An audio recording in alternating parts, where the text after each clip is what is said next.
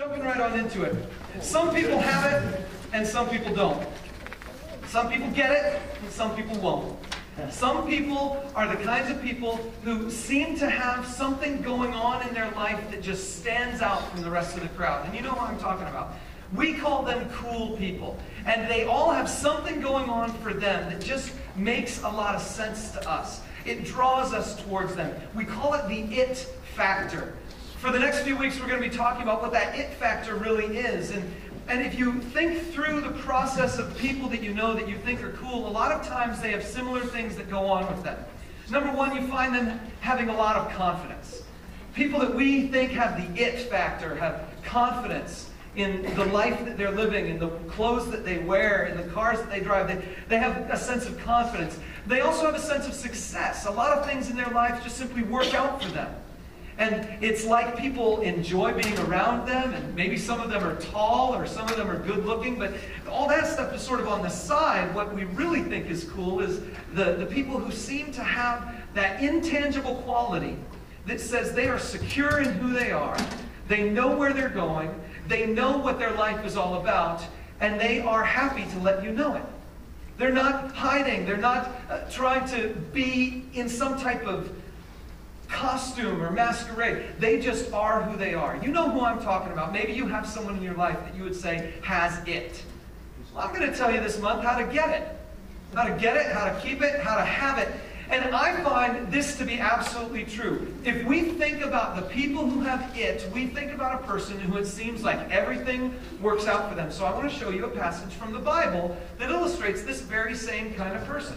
Here it is. It's from Psalm 1. I've edited it just so it fits on one slide, but here it is. Blessed is the man who does not walk in the counsel of the wicked. His delight is in the law of the Lord, and on his law he meditates day and night. He's like a tree planted by streams of water, which yields its fruit in season, and whose leaf does not wither. Whatever he does prospers, for the Lord watches over the way of the righteous. If you're taking notes on that note sheet there, underline that line, whatever he does prospers. Because in my mind, that is a promise of God that I really want to be true of my life. Whatever he does prospers. And the only prerequisite to this is that a guy pays more attention to what God says than to what anyone else says. More attention to what God and his word say than to anything else. His delight is in the law of the Lord, and on his law he meditates day and night. Okay, so the Bible is making you a promise for 2011. I bet you didn't know that God makes New Year's resolutions. He makes it every single day because he's promising certain things for you. And here is the promise.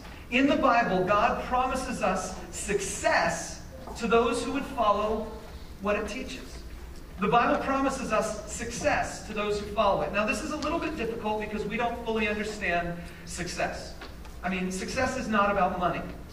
Success is not about the cars that you drive or the house that you own. Success is about something far different, and it's closer to that it factor of a person who it seems like whatever they're doing, it just seems to work out. It prospers. That's what I hope your 2011 is going to be. And so for all month long, we're going to be trying to unpack what this thing is all about. And I think you are in a right place today. If you want to have this promise come true for you for this year, you're in the right place today, because in our church, we've taken the whole teaching of the Bible and we've condensed it down into 4 really easy to remember principles that you can grab hold to and you can live this whole year. Today we're going to talk about the first one of those principles. We call them our elements. They're printed on the back side of your bulletin, so you can look at them there. But it basically boils down to this. God is the breath that I breathe. He is the most important thing in my life. The creator of the universe has to be at the top of my list. That's number 1. Number 2, God's family has to be my family. I need to be integrated and connected to the people that are in God's family so that my fire can keep burning brightly. Number 3, I need to be one of those people who is not just stagnant. I need to be growing. I need to have Jesus come into my life and work in me to bring something out of me. And then number 4, I need to be the kind of person who refreshes others. But if you grab these 4 things and make them a part of your life, you will begin to have it. And that's what this month is all about. Now, one last thing before I get into our passage for today. is that in just a couple weeks, I'm going to ask you to make a commitment to this. The first Sunday in February, we have what we call our Commitment Sunday. And this is our first Commitment Sunday here in this building. We're going to have a baptism service, so if you want to make a commitment to Jesus and go public with it, talk to me about that. If you want to make a commitment to living this kind of life based on the principles of the Bible, we're going to give you a special opportunity that day to do it in a way that you don't have to stand up in front of people and say it. You're just going to sign a book and commit to say, God, I really want to have you in my life this way. So that's coming the first Sunday in February, and I want you to be ready for it. So today, we're going to talk about the first commitment. It's a commitment to put God first in your life.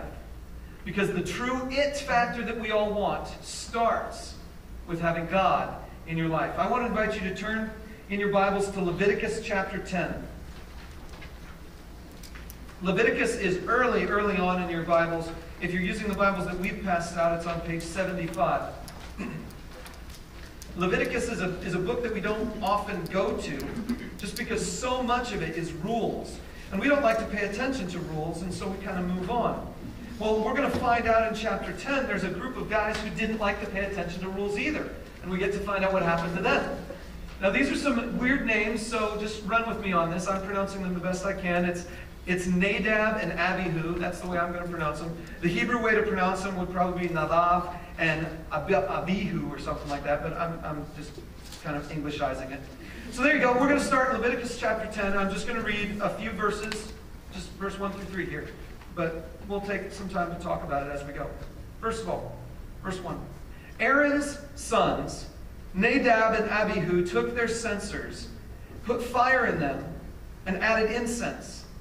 And they offered unauthorized fire before the Lord, contrary to his command. Okay, you got to stop there because there's a lot of background information you got to know. Number one, you got to know who Aaron is. Aaron is Moses' brother. He helped the Israelites come out of the land of Egypt. Aaron is not just Moses' brother, he is also the high priest of God. Now, this whole religion is just getting formed. God is using the book of Leviticus, the book of Exodus, the book of Numbers, these books surrounding Leviticus. God is using them to establish the religion that the ancient Israelite people will uphold and will follow. And God is trying to set up for them what it means to worship Him, what it means to live with Him, what it means to have a relationship with Him. Okay? So that's what God is doing. And to do that, He takes one man, Aaron, and He puts him at the top of the heap and says, you are going to be the high priest. You're going to be the go-between between me and all the people. You are going to exercise